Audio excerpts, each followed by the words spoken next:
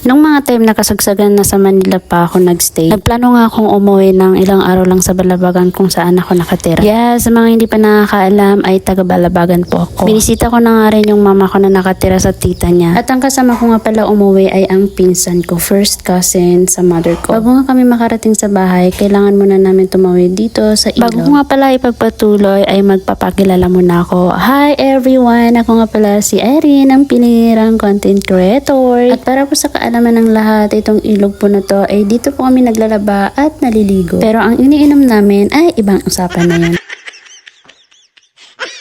Dito mga nakaraang buwan ay lagi na lang may bagyo kaya ayan laging bumabaha so ang kulay ng tubig nagkaganyan. Malapit na rin ako sa bahay at nadaanan ko tong pamangkin ko kaya pinauwi ko na. Dati ay wala masyadong bahay dito, ngayon ay parami na ng parami. Tanda ko pa nung maliit ako pag dumadaan kami dito talaga ako takot na takot kasi ang dami daw nakikita or mga multo ganyan pero ngayon wala na. Meron din naman ibang tubig dito yung balon sa amin pero hindi siya iniinom. Panglinis lang yan or panghugas sa mga bagay-bagay. At ito naman yung project ng uncle ko and malapit na rin yun matapos. Bali, hindi ko alam kung anong project yan basta ang alam ko ay ginagawang office yan. Pinuntahan ko naman yung nanay ko na naglalaban ng mga basahan so tinulungan ko na siya. Ang video na to ay last year ko pa nakuhaan nung 2024. Bali, ngayon ay 2025 so isa na akong balyena.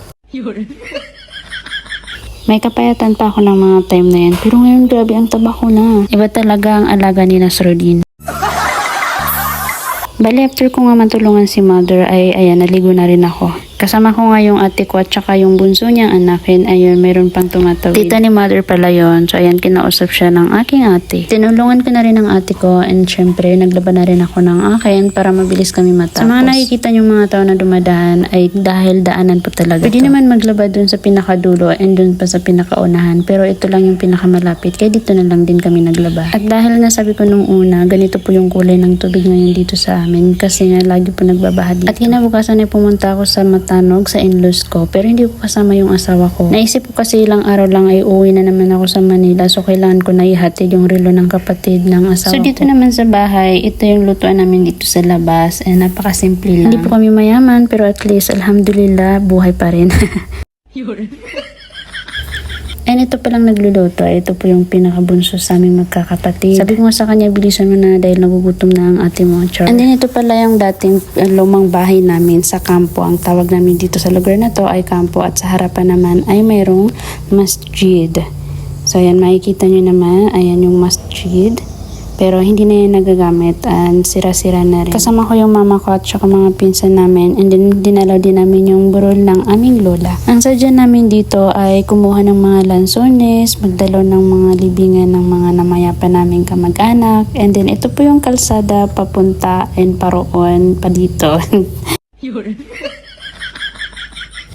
At sa nakikita nyo ay basa-basa po yung kalsada kasi nga lagi na lang umuulan dito sa amin. Dito pala nakatira yung mama ko ngayon. Pero ngayon 2025 ay sunog na po ito. At ang video na ito ay 2024 ko pa nakuhaan. Ang dahilan kasi kung bakit ako umuwi dito sa amin ng ilang araw lang kasi bago ako makauwi ay nagbaha po dito ng pagkalaki-laking baha. Ayan. So na-miss ko yung mama ko, gusto ko siya makita kaya ako napauwi kaagad. And alhamdulillah dahil wala naman nangyaring masama sa mama ko. Yung baha na nangyari dito ay as in sobrang dami nang napinsala. Meron nawala ng gamit, nasiraan ng bahay. Bali ito pa lang yung mga upload ko na long vlog kasi yung madalas ko pinupost ay mga mini vlog lang, mga short video lang. Pero ito na ata yung pinakamahaba. At sa pagpunta ko nga sa aming lumang bahay ay nakita ko tong lupa ni mother na punong-puno ng coconut tree and apakasayang lang kasi nakasangla. Pero inshallah malulukat naman yan. At ito talagang pinakasadya namin yung lansunis. Bali namili lang kami ng mga hinog na pwede namin kainin. Hindi na nga rin kami nagtagal kasi makulimlim na at siguradong uulan na naman. At pagkaalis nga namin ay umulan na so napaste kami ng ilang minuto. Pagkatapos nun ay umulan na rin kami dahil maaraw na. So itong bahay na pinapakita ko ay bahay ng pinsan ko and doon naman sa likod niya kung saan nakatira si mother. At baka may nalilito na dyan dahil yung unang pinuntahan ko na lumang bahay namin ay kampo po yung tawag namin doon sa lugar na yun and dito naman ay sa Itil. Ilang minutes lang naman yung layo nun kaya pwedeng lakarin. Then the next day naman ay naligo kami ulit sa ilog and napansin ko tong pamangkin ko na bakit parang ang lalim ng init. iniisip niya. Kinuhaan ko na lang ng video. Paglaki niya, ipapakita ko to sa kanya, inshallah. Para bang matanda na ang lalim ng iniisip. At hindi lang siya, kundi yung bunso niyang kapatid. At dahil malalaki yung mga bato dito sa amin, ay nahihirapan yung bata maglakad. So, tinawag na rin siya ng mama niya. Masarap talaga maligo dito dahil malamig yung tubig at wala siyang linta.